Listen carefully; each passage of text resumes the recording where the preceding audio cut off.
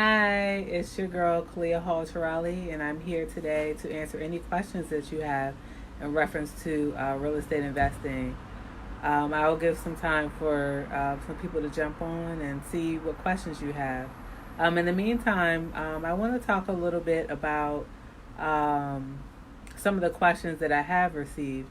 And one of the biggest questions that I always get is basically, how do I get started? Most people are always asking how you get started. And from that, I want to say that I think sometimes the fear is not always how to get started, but more so just the fact that maybe we haven't set our intentions and committed to whatever it is that we say we want to do. So if you want to do real estate investing, a lot of it can depend upon your finances and credit and things like that.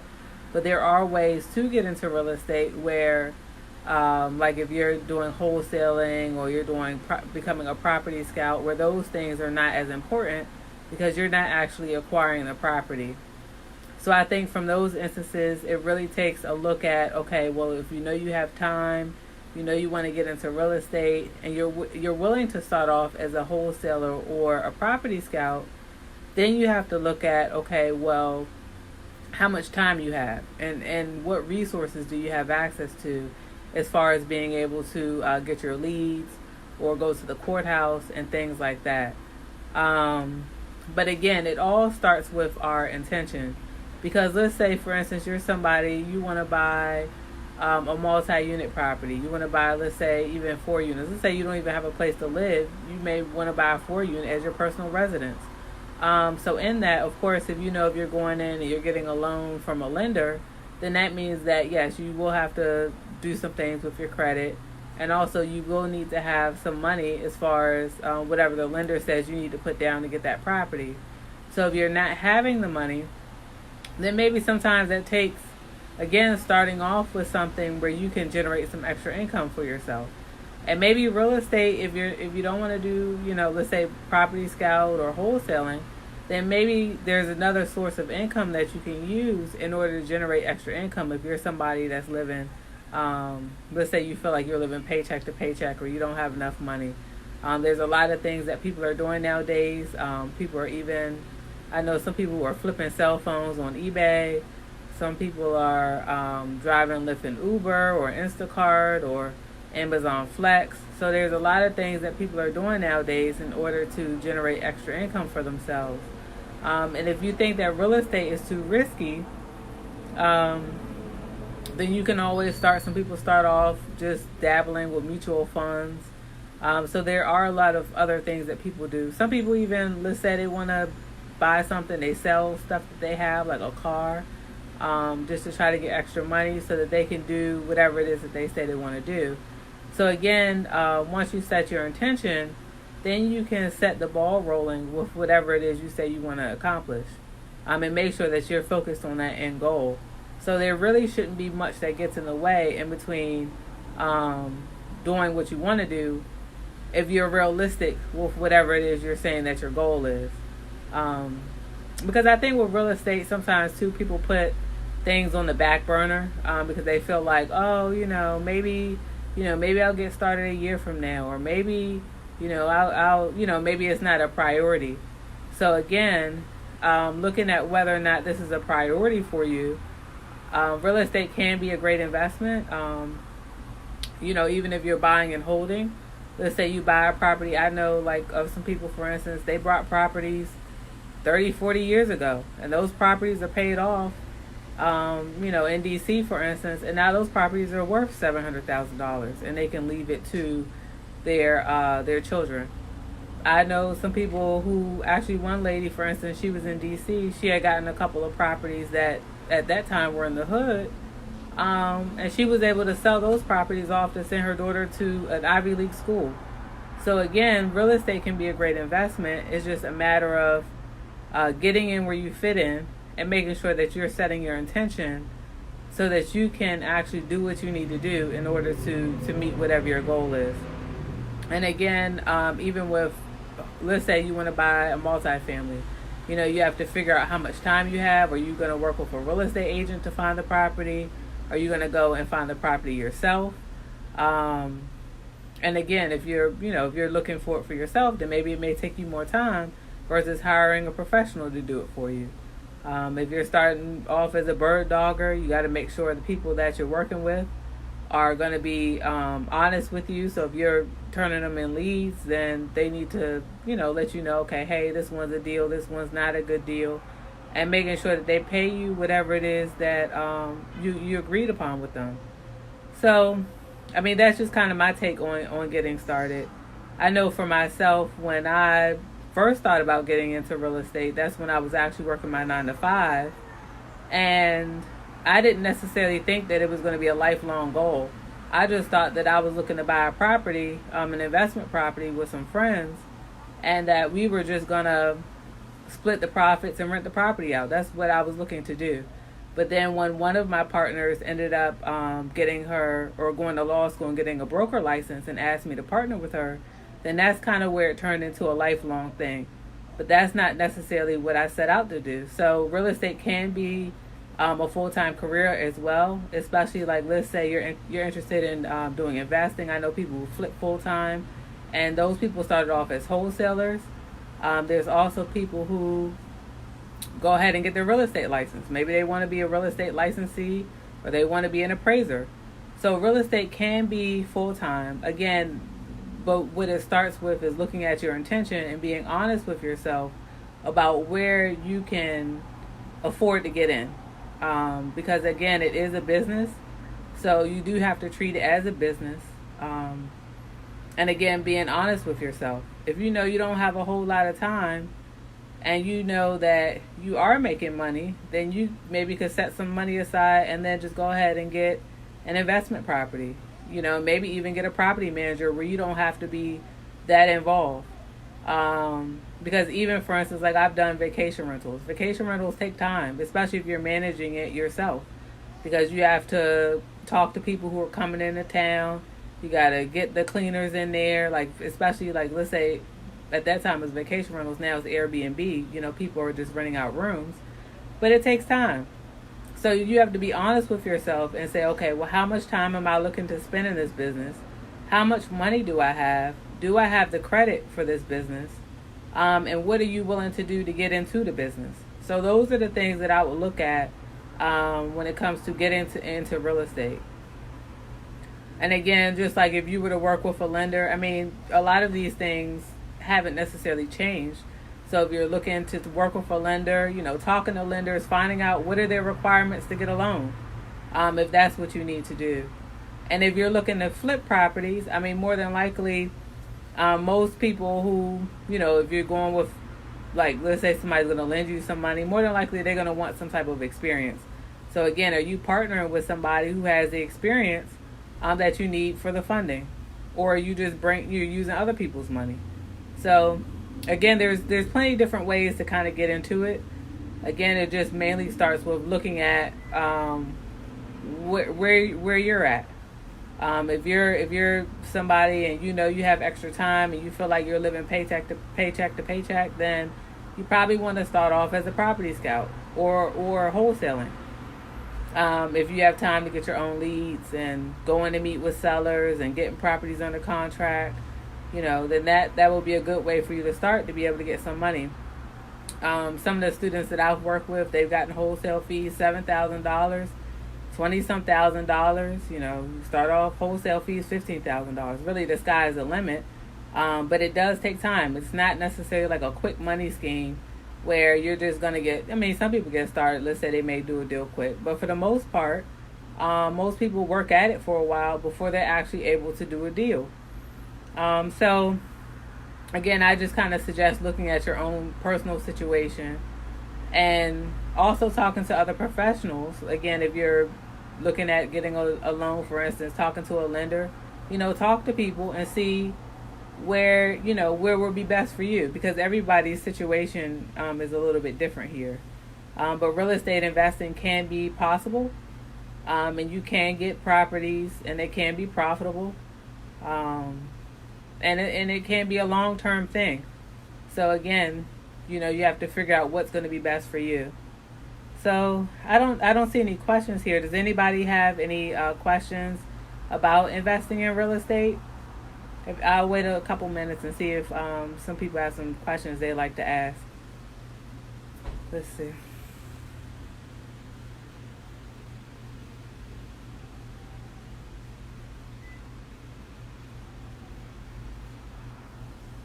Um,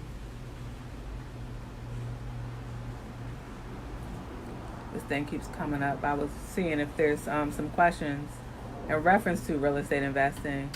Um, and I think another thing too is, I think I talked about this on the last video. I guess I'll just kind of go on a little bit until I see some questions. But another thing is also reevaluating your mindset on dealing with money. So that one could be a big thing too, because sometimes, from what I've seen, like people are afraid to get started because really they're afraid of losing money. They're afraid of loss. They're afraid that if they get started, they won't have the money they need. Like maybe they're going to lose something. And so you have to look at it just like anything else, that if you get into real estate, I mean, you could start off and, I mean, technically, really, if you're starting with like wholesaling and stuff, if you're following a proven system, your chances of loss are pretty low unless you decide to quit. So like, unless let's say you're buying leads, you're paying for leads, and you're paying for marketing, you're paying for these type of things, and all of a sudden you decide, okay, well, I'm not going to do this anymore. Then yeah, I mean, you've taken a loss on whatever you put into your business, and you decided not to follow through. So that could be a type of loss. Another type of loss would be more so dealing with, let's say, rental properties. Sometimes people, they don't buy at the right price. So let's say they pay too much for the property, or they don't evaluate the expenses properly. Like maybe they get in there, they realize that, that what they're paying with their mortgage and what the rents are, they're not clearing enough money. So that could be a tight situation. I mean, that's why a lot of landlords, sometimes they get in and they decide to quit because they realize that they're not really making any money. But that's more so because they didn't really evaluate what they were doing when they got started. Because actually, if you're buying and you have a fixed rate mortgage, you're what you're paying is a flat amount, and then looking at, okay, well, what are the rents that people are paying every month? So if you're looking at the rents and then you have what your expenses are, then you should have a good idea on what you're going to get on that property. Unless somebody just decides to hold over and let's say they stop paying their rent, and then you're kind of at a loss that way. So I mean, there is some risk with dealing with real estate, but some of these risks can be, you can't minimize them if you know what you're doing. And so again, that's where, working with a mentor like myself comes in, or, working with another mentor, working with a professional. Like let's say you're working with a real estate agent or a commercial property. Not a commercial real estate agent, but somebody who can help you to make sure that you're buying a profitable investment opportunity. So you can kind of minimize it. But I think when I'm talking about the lack starting off is that sometimes people just more so, they're just worried that they're not going to have enough, and that everything is just going to be a negative. So meaning that they're going to buy, they're not going to have what they need for their monthly bills because they're deciding to get into real estate. And then, they're not going to make anything out of it. I mean, that's kind of really like a negative way to look at it. Because, of course, if you're going into this as a business, you're looking to make money. So the whole goal is that if you're able to do a deal, then you should be able to make some kind of money out of it, unless you quit. I mean, that's the only time I've really seen where, especially if you're starting off as a wholesaler, or if you were decided to get a real estate license. I mean, most commissions, even if you're a real estate agent, most commissions are 6%. If you got half of that, then that means that you should be getting some type of profit, or you should be making some kind of money. So if you're kind of minimizing your risk, then you kind of really need to reevaluate your thought processes if you're looking at it as if you're looking at it from a standpoint that you're losing by starting a business or by getting into this business. I see here somebody said, hi. It says, hi Lena. It says, I'm new to real estate. Where does the funding come from? Is going to a bank a good first move to get funds? It depends on what you're doing. So if you're buying a property, just like anything else, like if you were buying a car, you're buying a property, and you don't have the money and you're looking to acquire it, then yes, you would need funds, and pretty much people will go to a lender, and the lender would approve them for the funding if they're looking to acquire. I mean, there are certain strategies that you can use, and depending upon where you live, like some people do, where they're renting to own, they're doing like a rent to own and things like that. But for the most part, if you're looking to acquire a property, just like if you were buying a car and you don't have the funding, then you would need to go to a lender to get approved. That's one way. I'll just say that's one way. Another way would be some people actually acquire the funds from their friends and family. So again, if you have people, and pretty much with that, most of the time people are looking for a track record. If you're going to other people that you know of and you're looking for money, as a newbie, you have to figure out will those people trust you with their funds. Because if not, then you'd have to start off with going to a lender. And that's why I primarily suggest that if people are new and they don't have the funding, if you don't have like what you need to put down, then that's what I pretty much suggest people start off as a property scout or a bird dog to kind of get their feet wet. Like I have one friend, for instance, he started off as a bird dogger, and now he is a developer. So it is possible to get started one way, because everything is a learning experience. So if you're starting off as, like, let's say a wholesaler, wholesaling teaches you how to find the real estate investment opportunities. It teaches you how to negotiate with the sellers. It teaches you how to like look at the properties to evaluate what's the condition of the property. I mean, you're not a contractor, but at least you could go in there and have a good idea of what needs to be done. So do the windows need to be replaced? Does the carpet need to be replaced? Does the bathroom need to be redone? Does it need new appliances? You know, what are the houses going for in that marketplace? So again, you could do that with wholesaling, knowing how much to offer, like what's a good deal. Wholesaling also kind of teaches you that. And also you get to network with other investors who are in the business. So like people who may be flipping, you're kind of networking with them, looking at their deals. And also you can network with other landlords. So I would say wholesaling definitely allows you to get your feet wet, where with that one you don't need money. You don't need like a loan from somebody. You could get started with that one because you're not actually acquiring the property. Whereas if you're becoming a landlord or you're actually going to flip the property, then you would need some type of funding, or somebody would need to be bringing the money. A bird dog, well, I'm saying bird dog property scout, aka property scout. It's like the same thing, but basically what it is somebody who's looking for, like, let's say for instance, I know my neighbor. My neighbor is going into foreclosure, and my neighbor is going to want to sell her house. What some investors do is they kind of pay you a bird dog fee or a finder's fee for that deal. And so the way they go about it, how they structure the payment, some people put them in the contract, like they partner with them, but they kind of give you like a finder's fee for bringing them opportunities. So that's what a bird dog is. The difference with a bird dog is that you're not getting the property under contract. So that's the difference between the bird dog and somebody who's wholesaling. So the bird dog fee would be a lot less than what somebody would get from wholesaling, because with wholesaling, you're actually getting the property under contract. With Property Scout, you're not getting it under contract. You're just passing along the opportunity is what you're doing. And really, I mean, just from my experience, I didn't start off as a Property Scout. I know a couple other people who, who were starting off that way. And from most people that I've talked to, if you're going to start off as a property scout, you might as well start off as a wholesaler and make more money by actually getting the property under contract. And then also you have more control over the deal.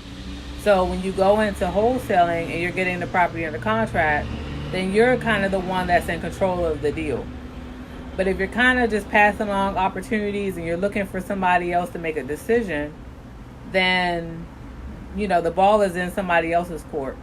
And so you may be continuously passing along opportunities, but then you're noticing that the deals are not closing, or you're not getting paid anything. Because again, the ball is in somebody else's court a lot of times when you're a property scout / bird dog. So that's the difference. Because in real estate, we always say, like, whoever has a contract, that's the person pretty much that's in control of the situation. So any other questions? Hi, Ali Tash. How are you? I'm glad that you guys were able to tune in. Definitely, any questions that you have, go ahead and drop them below. And so, I guess I can talk more too about myself, about getting in. Again, like some people ask me, some of the questions that I get are, should I get a real estate license versus investing? Some people hear that it's good to just only be an investor or only be a real estate licensee. For me, I think it's just all about disclosing. Again, like if you're meeting with different sellers and you're an investor and you're also an agent, it's just about disclosing that you also have a license, because people feel like, or the state feels like, if you have a license, then you have more knowledge than your average person. And so it's just about being open with people and letting them know. Of course, you got to put it in the contract anyway, but just saying that you actually have a license. I've never had a problem having a license and doing investing. That's never been an issue for me. I don't know anybody actually that's had an issue with that one.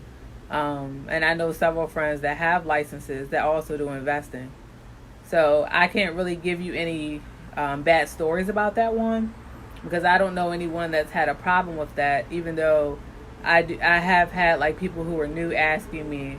That question gets asked all the time about whether it's good to be an investor and have a license. I think actually, like when you're wholesaling and you're in the business of wholesaling, to me, it makes sense to have a license, because then, like, let's say you're meeting with people and they don't want to, like, let's say, for instance, you're wholesaling a deal. Wholesaling, you're looking for properties that are distressed, right? So you're looking to get properties at a discount or below market value. But you may meet with a seller and they tell you, no, well, I'm not going to sell my property to you for what you're trying to buy it for. So if you have a license, then you can just go ahead and list that property on the market and get a commission. So again, and the thing is that the beginning part of real estate to me is always the same. So you're always looking for real estate investing opportunities. So really the difference is more so the end strategy. So if you're a bird dog, you're just passing along the opportunity. If you're wholesaling, then you're pretty much getting it under contract and reassigning your contract to somebody else. If you're flipping, you're going to get it under contract for yourself, and you're just going to go get have your funding so that you can actually like rehab the property and resell it to somebody. And if you're going to be a landlord, then you're going to look to have the property and hold it long term. And maybe you're going to rent it to somebody that wants to live there for their residence, or maybe you're going to rent it to people who are vacationers. So again, but it all starts with finding the opportunities. And once you're evaluating the opportunity, then you can figure out which way you need to go about it. And again, how you go about it also will depend upon your credit, how much money you have access to. And also it could depend upon how much time you have.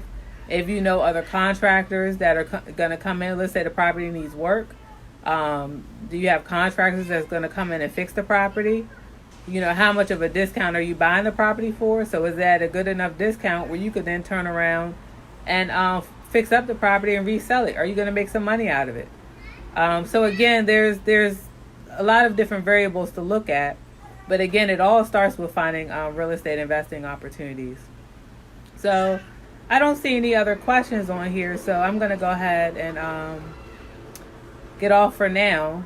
But if you have any questions, you can feel free to reach out to me. Just go ahead and inbox me, and I'll turn around and I'll answer your questions for you. Okay, so peace and blessings, and enjoy the rest of your day. Bye-bye.